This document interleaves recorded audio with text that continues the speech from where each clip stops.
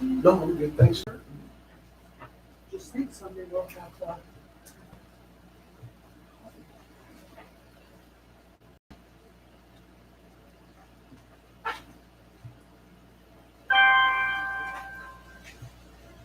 Welcome to the conference. All right, everybody, away we go. Welcome to today's call. It is Friday, June 28th of 2019, and this is the TRC sales training call, and you catch me at a very interesting day.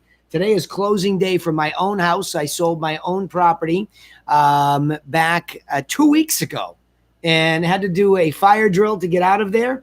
And after a long night last night, a long morning, we pulled it off. And I think it's important, like I just said to my team here, it's important every once in a while to be involved in one that you're so intimate with, to the extent that you really have to struggle through all the emotional diatribe that goes with moving so that you get connected to it.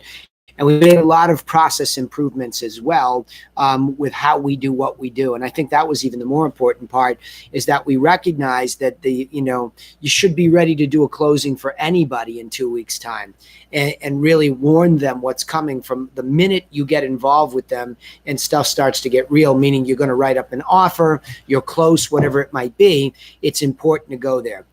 So today, what I'd like to do is I'm going to try this, and Autumn and I always get frustrated because we love a fast pace sales training call. I'm going to try to ask you to give me an anecdote of what's going on either on the phone, so for telemarketing, or in the field as far as what's happening with you in outside sales. I'm prepared to talk about either. I want to always give it both a fair shake, and I want to tie them together so that you see how seamlessly these things go together.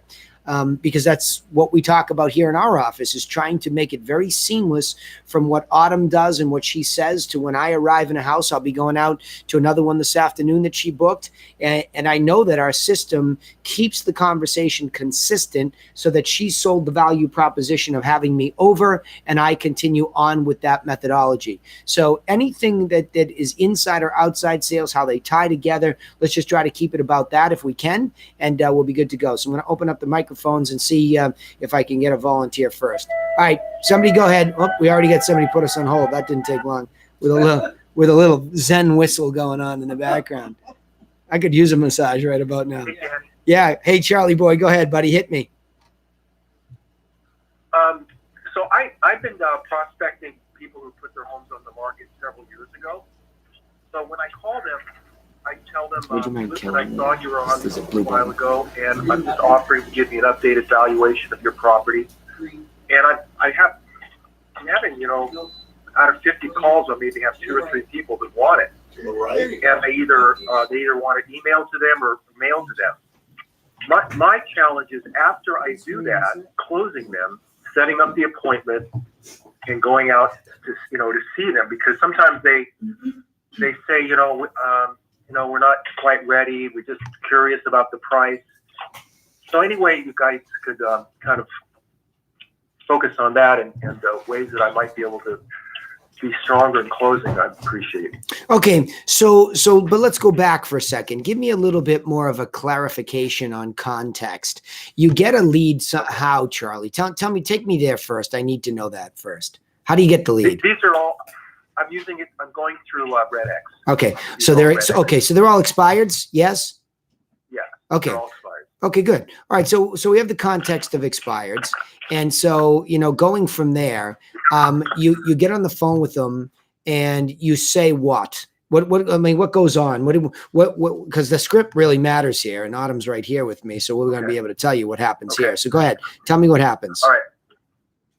I first say, listen, I'm calling about this address, and I could have a wrong number. And they listen. They say, oh no, yes, okay, that's my home. How can I help you? And I say, listen, my name's Charlie Egan with Village Properties, and I saw you were on the market a few years back, and I'm just calling to give you an updated valuation of your home if you're at all interested. And that opens a conversation. Sometimes they say briefly, you can send it to us. We're interested. And then they cut, and some people, like one woman, I was on the phone with her for a half hour yesterday. All right, hold on. Stop. because you're asking for help and I already have enough. Where'd you get that script? It's just an elaboration of what it's my own. Okay. Yeah. We were both shaking our heads. No. Autumn and I. Okay. And I get that. Well, because I want to respect the context though too, because I was trying to listen closely to what you were saying. These people are a couple years ago that they tried to sell. I mean, I get that that's a pretty long time ago. So Yes. You know what I mean? So, but they are several of them are consider or want to put their house on the market this summer or this fall. yeah. Okay. But where are you going with this whole valuation thing? I mean, you've heard us talk pretty regularly about this, about what works. Yes or no? Yes. Okay. Yes. So you're really way off different from what we do. Hey, Charlie, Danny Griffin calling from the Griffin Realty Group. The reason I'm calling is I saw your beautiful house online. I saw that didn't sell. So what I wanted to do was send you out some information that will help you sell it the next time. May I do that? And that's it. And that's it. Got it. And that's it. And really, we've been able over the last several months to be able to refine that and tell you, I don't know what else to tell you. We have one listing. We're very close to getting the second one. Another one that didn't go with us and had to have a discount and get discounted service. Looks like it's going to expire, and we might go get that one. Mm-hmm. So, I mean, I'm going out on another listing presentation tonight. I don't know what else to tell you all than what works. Can I add something there too? Sure. When you don't follow something that's very concise and simplistic in terms of your speech, you run the risk of meandering into weak language. You said something there, and I don't remember what it was, but something about, would that be possible, or would you like that? You want to be really careful because you don't want to give them the option to say, no, thanks, click. You want to basically make it impossible for them to say no to you. And that can be done just by your language, just by being nice and having that, maintaining your confidence and keeping it to the point, which is, why are you calling? You're calling simply because you saw, and I want to make an aside here. I call people whose houses have expired in 2015, and I still say the same pitch. I know your house expired. You tried to, it's beautiful. Excuse me. I'm kind of embellishing here, but, I saw your beautiful home. I saw it expired. I want to send you some information so that you can sell it the next time. May I do that? At that point, a conversation could open up. But even still, I'm only there to get some information to them. I don't want to start trying to sell myself to them in that phone call. It's all got to be 1, 2, 3, 4. It's beats. Like there's littler beats and there's bigger beats. And the bigger beat is, I just want to accomplish this first step. And then I will go to the next step, which will be my second call. Yeah, Charlie. And what I think happened with the scripting here, what I recognize by observing and then helping refine it, we have to stop believing or training on what we think theoretically we're supposed to do. Like you took that evaluation and you brought that into the whole thing. How do you know that's what they want? Yeah. I mean, especially if somebody sat there for 2 years, how do you know that's what they want? And why would you bring that up to them? You don't Like, know yeah, that. hold on. I want to provoke him to read his own mind out loud. Why did you think that was valuable to them? I felt that, I went back in the database as opposed to immediately expired, because I thought those people are getting hammered and these other people would not be so overwhelmed by other. So wait a minute. Here we go again. We make assumptions. Look at what you just did. I did for years, and most people that I've trained and coached have done for years. We make these assumptions about what's really happening in the world, and oftentimes we're wrong. That is your jaded perspective, and I'm not picking on you. I'm pleading guilty, right? I'm telling you that the way small business people tend to do business is from their lens outward. Whereas if you would throw yourself more so into the conversation, especially early on, to learn, not to be so perfectly scripted. This is why a lot of agents never get off the schneid and try to actually do anything, is because they say, well, I'm not ready yet. Well, I'm not ready yet. Well, what do you mean you're not ready yet? Well, I haven't trained enough. I haven't role played enough. Do you know I was part of this group and we role played every morning at 5:30 when, time went off? Well, I don't agree. And I got the chops to prove it. We're sitting here walking into houses on a regular basis, not doing any nonsense like that. We work like normal people. What time did you get here today? 10. Yeah, 10 o'clock. That's when she starts working, 10 o'clock. Yep. Because she got another part of her life that she's leading, and we want her X number of hours. And so we try to just make it comfortable, right? Pretty comfortable sitting over there. Got the right tools, materials, nothing weird, right? I mean, really. So, and I'm not talking at you, Charlie. I'm saying for all of us, we all make it so weird instead of just logical. Where's the logic? We know how we'd like to be spoken to, but yet then we do this weird thing when it comes to business, right? Or we freak out. And so really the truth is what you're thinking, like, see, as you think about these people sitting there struggling to sell a property, which is a huge struggle. I just went through it myself. I'm 20 years in the business, 13 coaching intensely. That's like, forget about the tipping point. I got run over by the steamroller, right? Tip, right? I've been there many, many times. And even I went through this big emotional, diatribe back and forth with a couple of problems with the attorney, et cetera. So all of a sudden now you arrive at this spot where you recognize deeply and empathetically what these people have gone through. If you've ever tried to sell your house and it's gone on and on and on, especially if you had showings and red alert, got to get ready. And then, they didn't like it. They drove by and decided not to come. On and on and on and on. We know that's what's happening to people.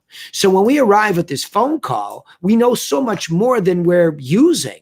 So what they want is to be validated a little bit. And Autumn came up with this, and it's not patronizing. Not at all. It's just like, I saw your beautiful home online. That's all about them. It's a huge, massive beat that's all about them and their property. And look, you're a Proctor guy, so we learned the WIFM there. What's in it for me? How about just a compliment about my dang home? You can't believe how many times I walk into a home where there's been other agents before me, whether they're expired or I'm in a competitive situation, and I'm enthusiastic. I mean, you can show me a teardown and I'm going to be enthusiastic about the location, the lot, the potential. So just to open up the conversation with some enthusiasm about their property, and it takes you 2 seconds to look at their property online and look for some redeeming quality and to say that with authentic value. Right. I saw your beautiful home online, right? So but I want to go in deep though. I want to go in deep because I don't want you snapping back, because you sound like everybody else that gets this wrong, like me. Got it wrong for a long time. And so the first thing is whiff them. What's in it for me? That your beautiful home is still online and visible. And I saw it. Okay. But I also saw that it didn't sell. Not that it expired, not that it came off, not any kind of tricky, language. I saw your beautiful home online and I saw that it expired. That's when Autumn talks, and now listen, Autumn's a professional telemarketer for 40 years, okay? In and out of different jobs in telemarketing. Mm-hmm. So when she came up with the word concision, I did not let that go. I'm a huge believer that in this Twitter mentality, if you can get to the point in the least amount of words, you're most likely going to be more effective with somebody on the phone. Absolutely. Who doesn't know you, who can't see you, and has no idea how you got their number. Absolutely. You are throwing them off. You're throwing them off. So the more concise, and in this case, it's 2 beats, and it's about them and their story. I saw that your beautiful home was online. I saw that it didn't sell. What I'd like to do is send you some information that will help you sell it the next time. It says nothing about your value. It says nothing about me. It just says, I'm going to send you something that will help you sell it the next time, which is a completely authentic offer. Yeah? Yep. Okay. And that's it. We're done now. And that's the most scripted piece of the conversation. And it would be the same for probates, expireds, internet leads, right? Okay. I mean, presuming you can get to that context, but stop cheating it, because what you're doing is now now what you're doing is and I got her to talk to me. This is the last thing you said to me today. I'm a very good listener. And I got her to talk to me for a long time, about 30 minutes. Well, I don't know if that's a good thing or a horrible thing. It could be horrible that she was speaking to you for 30 minutes if you weren't getting somewhere. Like if you weren't building relationship, if she wasn't open to you sending that information. Now, of course, the information includes an introduction to you and what you do. This is why we send a very particular package. Well, what are you going to send me? I'm going to send you pictures and details of properties that were in your price range that sold when you didn't, so you can begin to make the comparison on how to be successful on that information alone. And then what I included is the 7-step plan that shows you exactly how we guide our clients through it. You can have both of those for free. Now, Charlie, are those things genuinely something that if they arrived at their doorstep would help them sell it the next time? Rhetorical question. Absolutely. Absolutely. Because if I follow that stuff and I go out to the house, isn't that what I'm bringing? Only just at the next level. I'm not just going to have 4 pictures and details of properties. I'm probably going to have 10. And I'm going to have done my analysis, right? Then I'm going to be physically in the home. So I'm going to go deeper into what are the generic 7 steps. They now become very personalized to that person. So there's no departure from what we're doing. We're not just trying to get somebody to say yes to an appointment based on technique and tactic. We're actually introducing the true information that will help them or anybody sell this property. Now, if that ingratiates us to them and introduces us, which it does most of the time, you've got about 60 packages plus or minus out the door, right? Since you've started almost 13, 14 weeks ago. So they're out the door. And that means, Charlie, that all these people have arrived these materials that introduce the company in a professional way, but they're under the guise of truly helpful. They could get that stuff and never call us back again, and we will have left them better off than they were before. Why? They have the beginnings of a true and accurate, how would I say it, consultation on how to sell their property, which I know they haven't received because everybody picks and chooses a piece of how to help somebody. They never show them the entirety of the process and how to begin, right? So, I mean, I get excited about that proposition, and it's resonating with people because more and more people are saying, yes, send it. Great. 60 times in 13 weeks said, yeah, these are people that are talking to her like they're talking to you, but they're saying, yes, send it, so that there's a reason to call on number 2 is, did you get it? What'd you think? Right? Where are you at? And by the way, I'm just giving them sort of the, the long dialogue, but then it's more like, well, Danny, you saw the property too, and he loves it, and he'd love to come out and talk to you about it, which is true. I would love to go to talk to anybody, any day, anytime about their property. It's what I do, and I love what I do. So this becomes so logical that there's no major technique and training. If you're a rookie listening to this phone call, you should be able to connect to this instantly. If you got into real estate because you wanted to help people with this big financial transaction, you're in the right business. But you just have to know how to do this. And so stop looking for, you sound nervous to me, and you're a veteran. You know what I mean? When you go through that, you're going to sound nervous to me, like you're going to flub up or you're going to lose the opportunity. I think, Charlie, if you can genuinely say that when I get off this phone, I better have found out whether they will accept my package or they told me to go away. Bare minimum. Hold on one second. Bare minimum. Because otherwise you don't even know what the heck you just accomplished. Right. And this is an assembly line of manufacturing relationships. Do I have a chance to manufacture a relationship by sending my stuff? Yes or no? It's a very simple first step outcome. If you can't reach, because we use beats here like we did in the TV, right? Beat 1. Okay. Go ahead. Pick up from there. I also was noticing that you were asking if they wanted an evaluation, which is not sending a package. Now, when I hear that's a good point. That's an open good word point. Because when I hear the word evaluation, I don't know if you're asking to come to my home. And because I haven't seen a package or any kind of credibility, and I don't know who you are, that could be very frightening to me. It could definitely put me off and make me hang up on you. So you want to be clear about what it is that you're asking. And bear in mind, I'm not trying to give you any harsh criticism. I'm just trying to get you to bring it in and just stick to the pitch.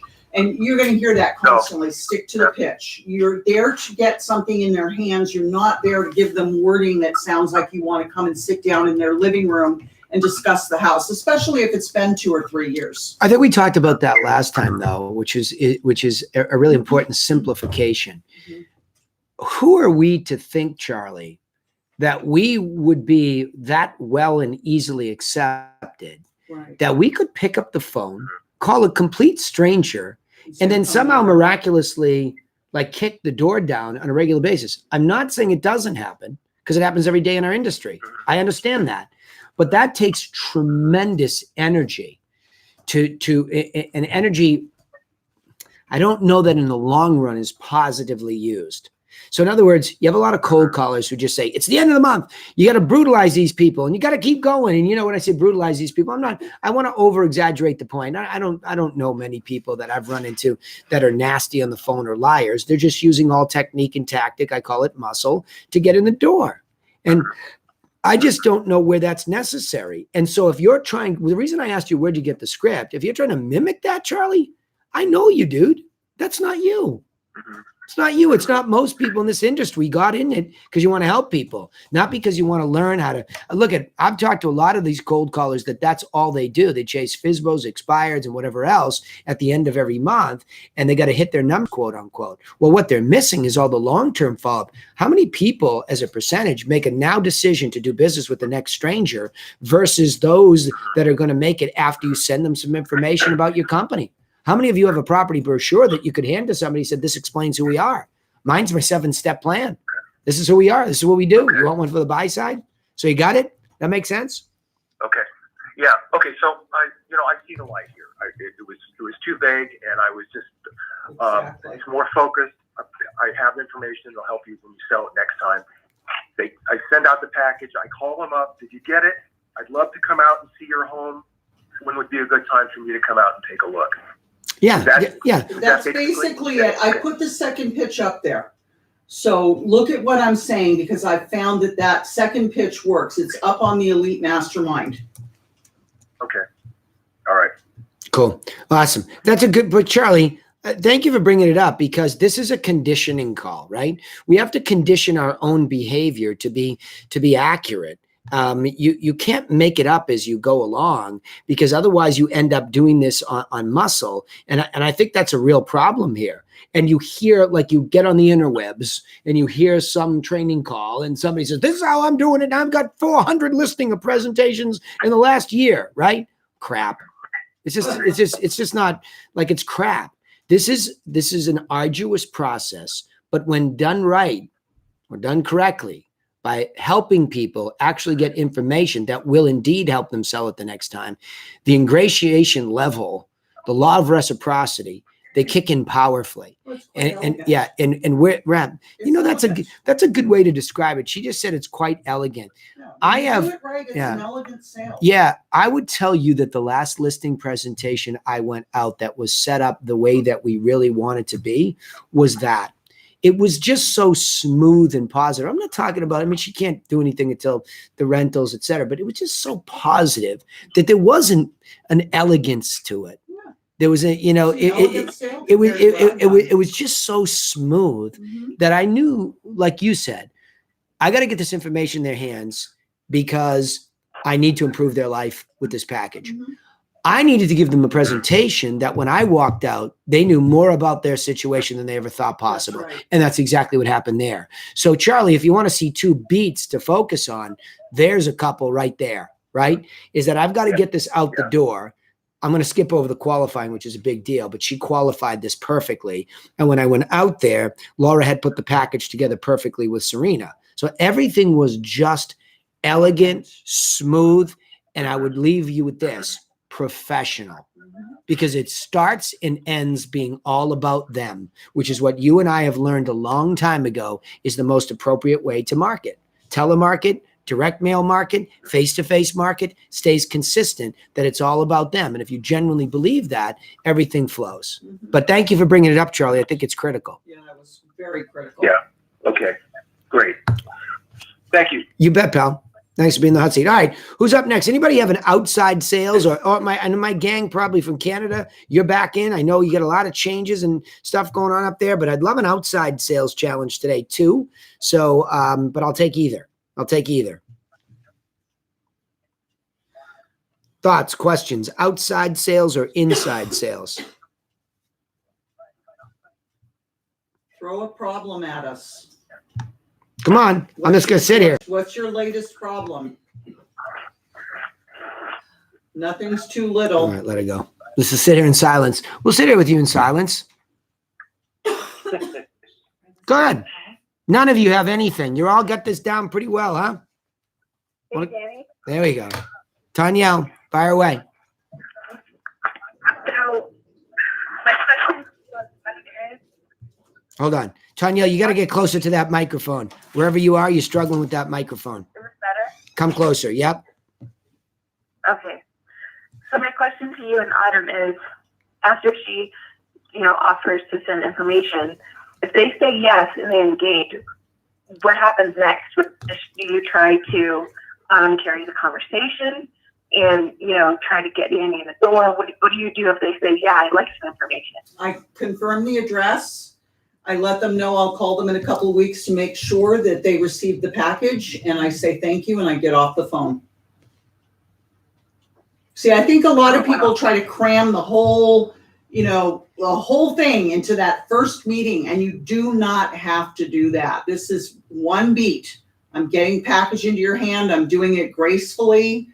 I'm letting you know that I find your home valuable, and I'd like to send you some information. I confirm the address. I let them know that I'll call them in a couple of weeks. The next call, the next beat, is when I call and I say, did you get the package? And whether they say no or yes, I say, great. Danny and I were talking again about that beautiful home, and we still don't understand why it didn't sell. Danny has asked me to ask you if he can have what he calls the nickel tour. Can we do that sometime at the end of next week? And that's the second beat. And then if they say yes, we pick a time and a date. The next beat is Danny is going to that appointment. Yeah. You see, each thing, you can't move to the second thing until you've done the first thing. Which is interesting, Tanya. Why does everybody rush? And even in your mind, sometimes it's they don't know what to do. And So Tanya, I'd say that most salespeople, when it comes to the listing side, even if they're great brokers, quote unquote, a lot of their listings have come to them through their network. So it's more serendipitous. It comes by accident. It's not predictable. It's not consistent. It just sort of comes to them because people trust them. So there's no burden on salespeople in real estate to become very good at the sales process or understanding the true listing process, how to sell a property. We just everything just gets cut down. And when you cut things down, you cheat the entirety of your macro understanding of the process. And when you do that, you don't articulate it fully to the people. And when you do that, you put yourself under pressure. So in other words, if you're making these phone calls under pressure because you don't fully, and I know I'm not talking to you because you do get this piece of it, but you and I have talked also that you tend to have that dictator in you that wants it the way she wants it, which is also you're pressuring yourself to speed everything up. You're saying essentially, I want people to behave the way I want people to behave. I know I'm a D. Right? I'm a DI personality on the DISC personality profile. In some days, it's way more D and way less I and the other way around sometimes. But I want people to do what I want them to do because I know genuinely how I can protect them. Not because I'm trying to dominate. It's because I can protect you if you shut up and listen to me. Right? Really. I mean, that's how I'm saying it in the language of my high D personality. If you just shut up and listen to exactly what I tell you to do, I will protect you. Problem is you don't know me. Problem is you don't trust me. Problem is we have a very short relationship. So I have to make that adjustment, control myself in my desire to help them, Tanyel, and not steamroll them. So you're allowing people to have their own process, but you're still not losing control to the extent that you're keeping them in the process that helps them. Does that make sense? Yeah, it does. So in other words, if go ahead, come on. No, I was just going to say, it makes sense, and it falls into line with, what we talked about, about that concierge service. In no way, shape, or form are we pushing for an appointment or pushing. It's just like, here's the information. We're giving it to you as a guest because we're nice. And then, what you do with it is kind of up to you. I like that. But it's like super simple. But hold on, you're missing it. But in there's one piece that you're missing though. And we want you to get a formal introduction to who we are, because we know you don't know us, whether you came in as an internet buyer or seller, whether you've expired, FSBO, or probate. It doesn't matter. We want you to be afforded the opportunity to get to know us. I mean, if you all want to put yourselves against the competition, ask yourself that question. Ask the consumer that question. Has anybody else that's called you, and this goes back to Charlie's perception, well, I don't want to go after the new ones because everybody's calling them. So what? What are they saying on the phone? What? So what? What if you're the only one, which I think you will be, what if you're the only one authentically trying to get in their hands something that would truly help them sell it the next time? What if you're the only one? Well, you don't know that if you're making up all this dialogue in your head and not getting it to them.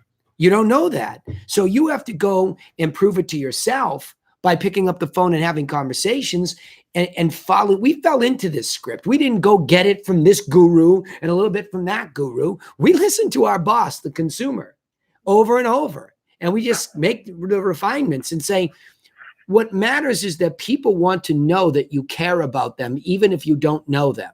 I mean, think about a true concierge. When you walk into a hotel, Tanyel, and you walk through that front door, you are greeted in a different way by that concierge. It's just different. They have nothing to gain other than making you feel welcome, right? I know you don't know us at this hotel, but you just came in. I'm going to greet you with a big smile. Hi, how are you? Welcome to the hotel. Is it your first time here? Because if it is, I just want to let you know we're here 24 hours a day, 7 days a week. If you need anything. And by right. Here's the brochure that will tell you where the restrooms are, the conference hall. There you go. You got it. The who to ask for whatever service. They're all listed in here. All the phone numbers, blah, blah, blah. Yes, it's true. It's true concierge. So Tanyel, it affords them that opportunity, which does what? It triggers. And go read all these books. I mean, there's a ton of books that are great. Predictably Irrational, Influence. I mean, there's some great books. We keep getting weird when the truth is we make decisions based on triggers. I know we all want to think we're the smartest people in the world and we have X number of degrees, but we make decisions with triggers that kick us into action. That's how we do it. So we, as sophisticated sales organized people, can't ignore that. You must let them know it's about them, and you must give them something that benefits them. That is trigger number one in this world, the law of reciprocity. Not trigger number one, but for me, I'll name it trigger number one for our sales training. The law of reciprocity is the most important thing I have found in my 20-year career of doing this, okay? Is that if I just give authentically to somebody, if I do an open house and I give a list of other properties to those people that are available in the neighborhood to save them time from looking at their goofy app that may or may not tell them accurate info, here's everything with addresses and a map of where they are in one fell swoop so you can see the macro of what's going on. And the first thing I hear from agents is, well, what if they cheat on me? What if they go direct? It's always about us. And that's the problem, right? Just keep giving, and then the law of reciprocity has a chance to live, and now you have the materials to give that are appropriate. And the materials aren't sophisticated, right? Tanya, remember what I said to you about the agents? It's the same thing with an agent. When you are recruiting an agent, you want to give them the simplest form of help you can first. Whereas what you started with was the long form. The long form may be for those people that come and join you that want to dive in deeply and they want your personal guidance and they show up to your core training. But there's a whole bunch of people that would love to do business with you that only want to know a couple things. One, you're professional. Two, you're reliable and trustworthy. And three, that you have the chops to be able to get the job done. I mean, those are a couple of beats that people want to hit with you, right? So if we don't give them a chance to know first, who we are and like that we're legitimately on the map. What do people do when they first go look for you? Google map you. Google search you. But yet you just picked up the phone and said, can I come in your house? Wait a minute. Can I have a chance to Google you and check who are you? Right? Follow me, Tanya? I would never respond to that. Yeah, that totally makes sense. Can I? And it should be simple advice and liberating advice for any small business person. Stop trying to rush the process. That's precisely what's scaring the business away. Every time you rush somebody because you think you have to be the 13th caller that says the right thing and you have to call 15 times. I'm not saying that a pest won't get some business on a regular basis. I'm not saying that. But my gosh, if that's the way I have to make a living or I'm going to train you to do it, I'd rather turn in my license today, right? That's just insane. There's just no way to make a living. There's no longevity in it either because it becomes very transactional.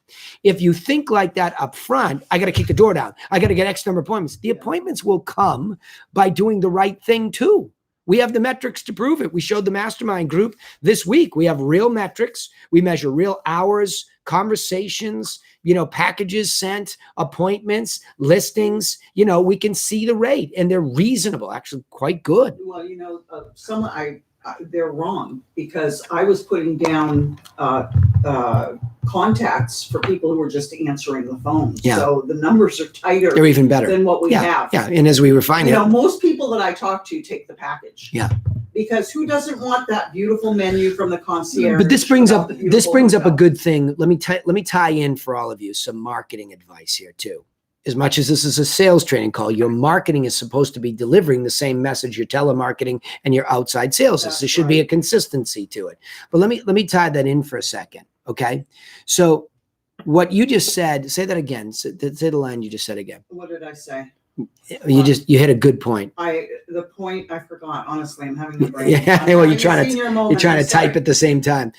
So the idea of just getting you this message starts way back when before we even get there, right? Yes. Like before, but that package and all that information, think about the efficiency. Here's what I was going to say. Think about the efficiency for a business owner. Think about this, Laura.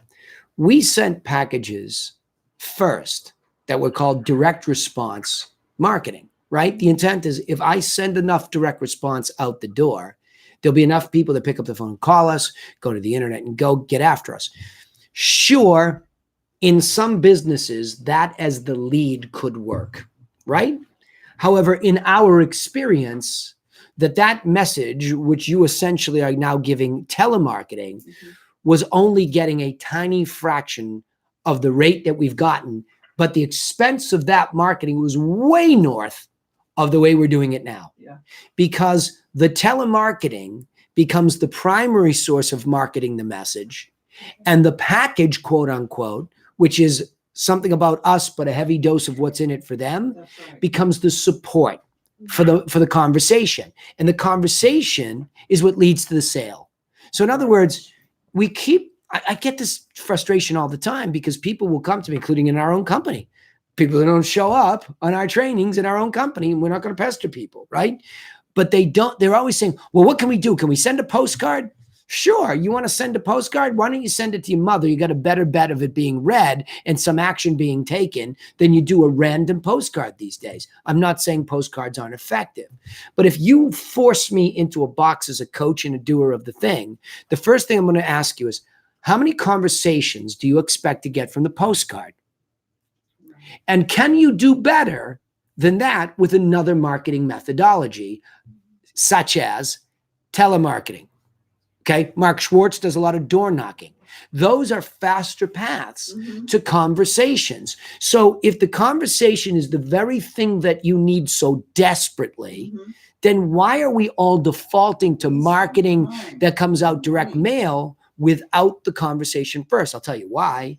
Most people are afraid to pick up the phone and call random people without some understanding why they're doing it. It scares them. So a lot of people in this industry default to saying, well, I'll never be a telemarketer. I'm not a cold caller. I don't like to bother people. Bull, like a big pile of bull, right? Because what we don't think of is there's not a person in this business that's not a good person that doesn't genuinely want to help somebody, right? How often have we heard that? There's 1.3 million realtors in this country, 2 million licensees, and many of them get into the business because they want to help somebody. Probate, somebody just died. Will Daly doing a great job in lead with probates because they genuinely want to go out and help somebody, right? Us, expireds. It really bugs me to see somebody who really wanted to move get crushed. And it bugs me. I go into these houses, man, I see some distraught people and they're not even, so like there's the connection. So all I have to do is start with that. If that's the problem, instead of selling them something, how can you solve the problem? Because really what you're doing is offering your solution, which begets the sale, quote unquote, right? So if I see the problem so clearly, why don't I just come up with a solution? It doesn't mean that everybody wants to buy my product, right? Everybody has rust on the side of their car, but not everybody wants to buy a can of Rust-Oleum, but it is a solution. You follow me? So I think that's where we get lost here, is that connection. All right, let me hear from some of the people in the group here before we go on, because we're on a soapbox today. Go ahead, George. Go ahead, buddy. So going off of the on the premise with the calling is the first, and I agree, getting out there and making calls to expireds and getting that initial conversation. Yeah.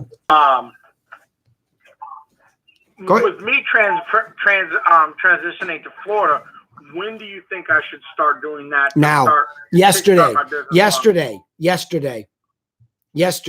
You'll get yourself set up with somebody down there that if you're not physically there yet, I mean, I would have told Charlie that same advice if I was as adamant about it as I am now. I would have told Doug Winters the same thing. I mean, every one of you that have made a move for a lifestyle change, I would have told every one of you, get on the phone and start telemarketing these people now.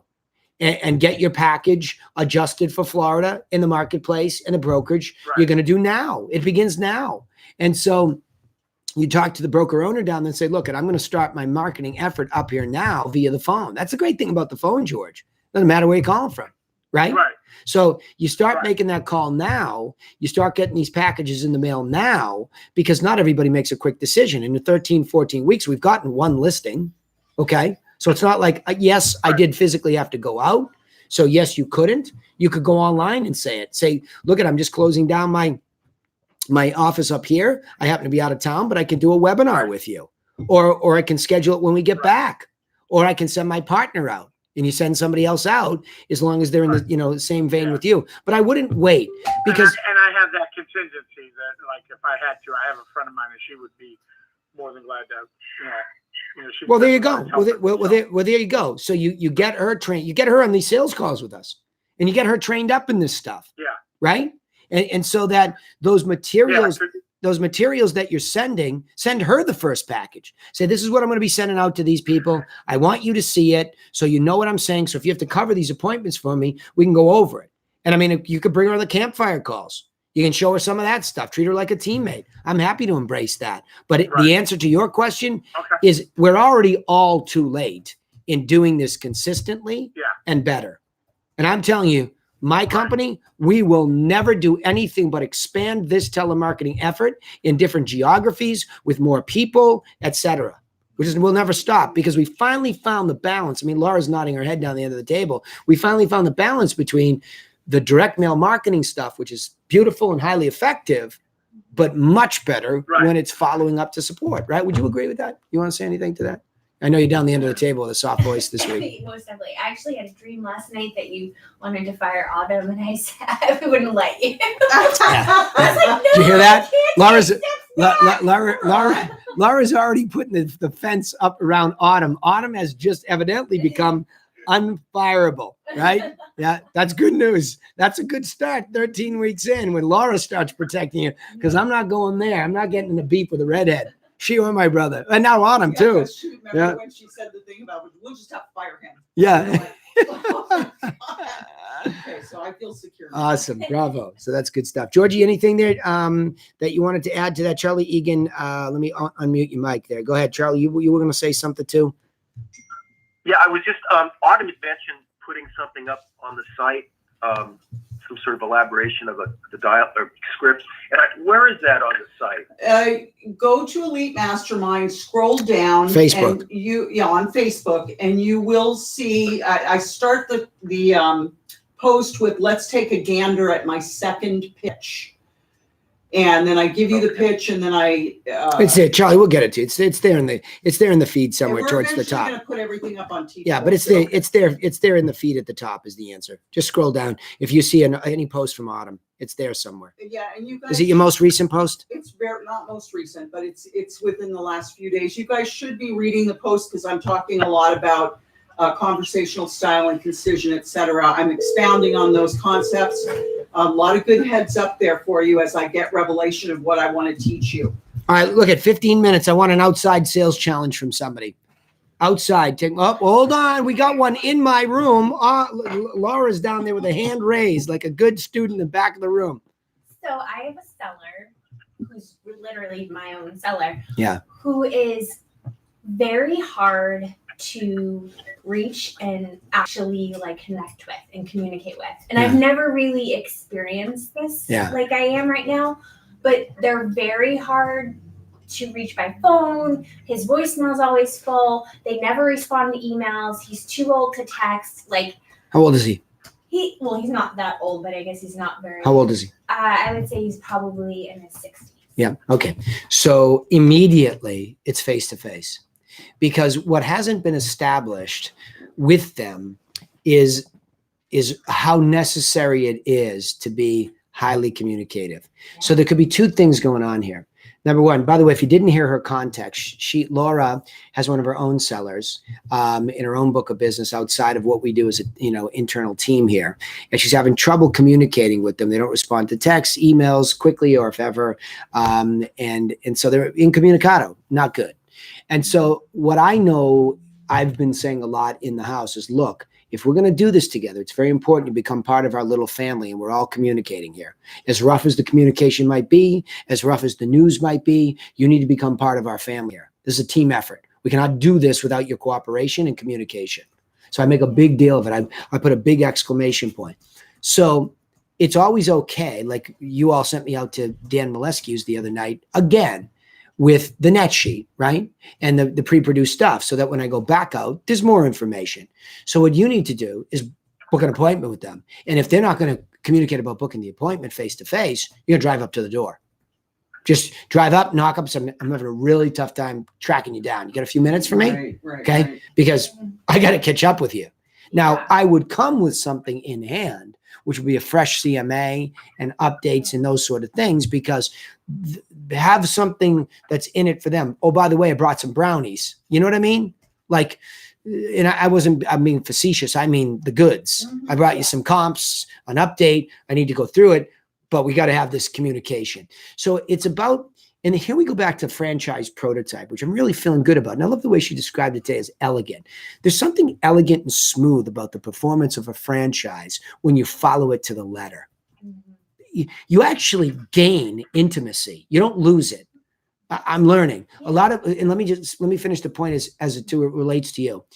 If you didn't tell them that we would be talking to them face to face at the end of 30 days, then you missed that opportunity. Right, to really set it up. So now you go back and say, mea culpa, my fault. I should have done this, right? Mm-hmm. I should have been the one that said, I need you to be in high communication with me. That's right. So tell me what methodology you prefer. Because when I called your phone, the voicemail's always full. Right. When I texted you, didn't respond. When I emailed you, didn't respond. So what's the best way? Do we need to have a face-to-face weekly meeting? You know what I mean? And I'm exaggerating the point to say that when it's a system, say, look, you can't just give me your listing and go dark on me. Yeah. That's not acceptable. She was in the hospital, sick for a couple of weeks. So I tried to give them their space and don't do that. Don't do that, because that's not your responsibility. It's not your fault she's sick and in the hospital. Right. Meanwhile, the house is still a go time. If she goes in the hospital, they want to shut down for 2 weeks, then you know what to do. You can't withdraw. Yeah. In fact, you have to ironically lean in when somebody gets sick and say, are you going to be okay for showings over the next couple of weeks? Which I did finally talk to him within that time frame about that. And we actually ironically had our first showing during that time frame. Yeah, but you see what I'm saying? It's much more intentional. You know what you have. You have an overpriced property. Like most of our stuff on Cape Cod, it's so difficult to price that unless somebody's super motivated, they don't hear the game. They don't, but they don't, well, then kick the door down. It's a face-to-face. Whenever we are lost in the franchise steps, the trump card is to go nose to nose with somebody and start again and get them to say, look, we're following a system here and this is how far we got. It's a little thin right here. But the biggest problem is we're not communicating regularly. And I need you to hear what's going on so we bring this to that conclusion. Let me just reiterate. You're still motivated to sell this property at a 10, right? Because that's what you told me here when I wrote it down. And that's what we need. That means you have to be comunicado. So tell me how. And I'm okay with driving here every week to give you an update if you're just not going to answer me the other ways. Okay. Cool? Yeah, lean in. All right, outside sales. Another one. See, that's good. That's real deal. Another one. Outside sales challenge.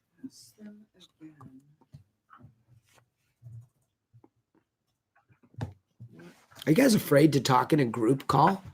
I thought you were salespeople. Some people are. I thought there was salespeople on this phone call. Hello, salespeople? I can talk. Yeah, well, Whitehead, we know that. Whitehead, I was just going to say, it's not football season yet, so I give you a pass. The only thing you like to disturb the peace during football season. All right, so what's the question? I know, I like to give you a hard time. It's enjoyable. David, you had a couple of things this week. What were we talking about that I thought was it a sales thing? You had a question for me on something. Well, it was a matter of listing appointments and stuff like that. I went on a listing appointment and then I was done with it and I was kind of in the car and I'm like, man, I got all this stuff I should have done or maybe should have said or need to get a better transition going or perfect, beautiful. So I'm making notes in there. I'll take that. I think that's a real serious issue with outside sales in the listing presentation is we don't know what to do. And this is why I'm saying that franchise prototype model, when followed, there's an elegant transition. You won't feel that way. So let me explain, or let me ask questions first. When you went in there and then left, what did you feel you left undone? What didn't you do? Well, honestly, I felt like I kind of said everything that I came in there to say. It was just a matter of I felt like I could have presented things. Like, okay, so for example, one thing I'm actually just pulled up my notes here, but so I went from the net sheet that I had prepared, or the technical analysis sheet, to the MLS, kind of the MLS comps and stuff, and then coming up with a price. I don't know. I feel like there's a better way to like transition. You explain the technical analysis, then you go through what the price range. And then it's like, okay, based on the condition, I think you're kind of, and what we've got going on, you're here. Kind of here's where I'd recommend to list, and here's where I recommend that I think we're gonna end up being a sale type of thing. And then just I don't know if it's a matter of like figuring out a better form or a better way of explaining it. And then from there, I went to the net sheet, which brought up like I just used the net sheet from the MLS, and it's like this is stupid as I'm like. Trying to use my app and trying to like, I don't know. There should either be a form or I know you have a form, but I'm saying just like, I don't know. I didn't have a form filled out. David, really good news for you. This is such a common problem, even in our group at this high level, because there's no systematic approach. I started the call with that. On July 11th, the mastermind on July 11th, because next Thursday is July 4th. And I would invite all of you that are team members here, talk to your team leader to get an invite to the mastermind, which is what I do with all your leaders on Thursdays at 1 ET. On July 11th, I am going to walk through in precise detail, including like carrying this camera around with me, so you can see Autumn's station, you can see Laura's station, you can see the net sheets. I'm going to try to give an entire mastermind call about the precision of the process, including telling you exactly what I do when I hit that front door. Okay? Because, hold on. Right. Because that it needs to be seen a bunch of times, because when you go in there, it's like the pressure of a phone call. You get focused on trying to overperform rather than follow a formulaic approach that benefits them better than you trying to perform anyway. Right? I mean, I have a couple of people in this group that like just refuse to give up on this like 2-hour presentation. And they say, but it works. No, it doesn't work. You do. Right? It doesn't work. You do. Because here's how I can prove that. If they were to give that same presentation to one of their newer agents, it would not work the same way, because it requires all this knowledge. Whereas I can take the same infographic that I use, teach Paul Melchiano, who's sitting here with me today as a rookie, which I've done, and say, just follow this pinwheel the first day. You won't know the depth of what I know, but you won't have to, because at least you'll have shown a process. And if there are questions that you don't know how to answer, then you'll go harvest those answers. So what's the answer? The net sheet? No, he's having trouble. No. He's having trouble going from all the way from his technical analysis to the net sheet. He doesn't. You know what it is? He's really not doing anything wrong. How about that? Okay. Because he's hit all the beats. Well, with yeah, me. I think it. I guess. Sorry. Well, yeah, I don't think it's necessarily wrong as much as it's like I don't think It's tight. I almost feel like I need a net sheet. It's not precise enough, and it's not like in a form.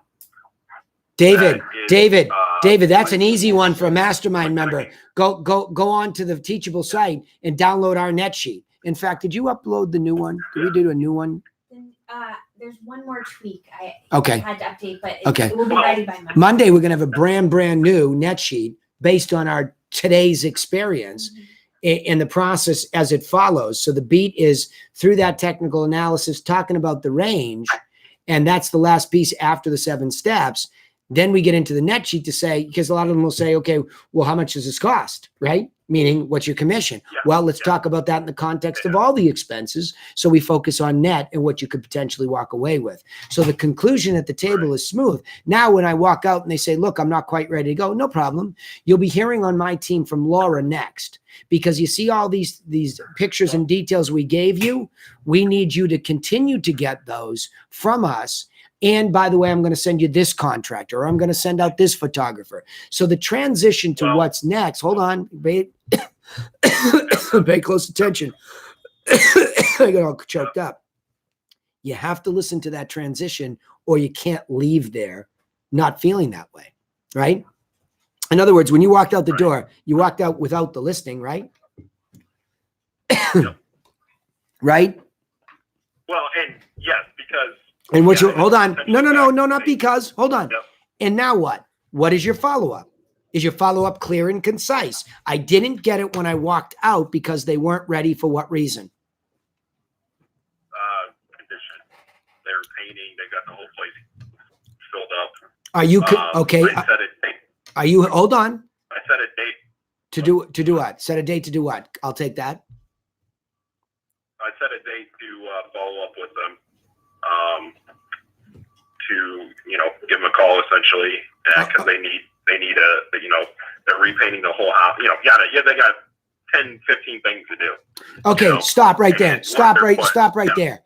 How can I help you expedite these 10 or 15 things? I have contractors coming out my ears. Who are you using? What are they doing? Do you know them intimately? because I'm certainly ready to help. Beat number one. Beat number two, if you're all set there, what's important is you continue to get updated on what goes pending and sold around you while this time is going by, so you stay in touch with the micro market. And what I did today, I'll give you a fresh update in 10 days, 15 days, 30 days.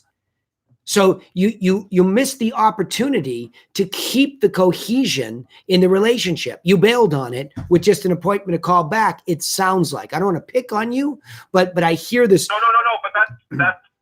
But that's actually one of my thoughts leaving is, I actually wrote down one of my thoughts when I was driving home was, and I was thinking about the whole thing. It's like, okay, I kind of felt like that was a little bit I'm definitely glad I set a quote unquote a date to touch base with them. That's important. You do that. But at the same time, I kind of didn't think that was adequate enough. Because it's not. Because you're right. It is not good enough. It is not. You are leaving a place and you are creating the edge of the abyss within which most people fall. Did I get that right? Yeah. It's been a long night. I didn't get a lot of sleep. So when you fall into that abyss and then you blame them, these people, they had me over and then they went with Sally. You know why? Because Sally came in when the work was done and Sally said the right things or the work was done. Like, oh, shoot, that David. Oh, but I really like Sally. She's here today. And we wonder why we lose because you have no cohesive relationship once you walk out the door. But we'll talk more about it on July 11th. Thank you for bringing it up, okay? Okay. All right. All right, all. That concludes today. Appreciate you. Go out and try this stuff yourself. And Charlie Egan especially asked a great question. Follow the yellow brick road first, right? Make it our problem when we coach you first. Like you go out and make stuff up on your own. We have to clean up on aisle 5. Like go use our stuff and break it, and then it's on us. All right? All right. See you on the other side. Good work.